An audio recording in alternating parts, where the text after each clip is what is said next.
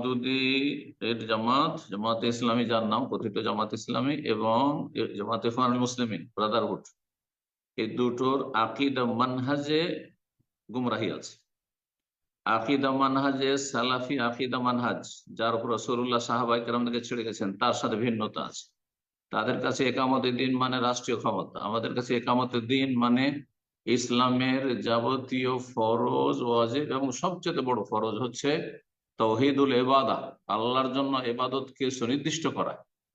হ্যাঁ, আর তাদের কাছে না না, আল্লাহর সার্বভৌমত্ব, আল্লাহর হুকুম চলবে, সুতরাং আদালতে মানুষের হুকুম চলবে না, আল্লাহর হুকুম, এটাই সবচেয়ে বড় ইবাদত। মসজিদ শূন্য থাকা, এগুলি হচ্ছে আপনার ওই বড় ইবাদতে, তাদের কাছে রাষ্ট্রীয় ক্ষমতা হচ্ছে বড় ইবাদত, ইবাদতে কুবরা।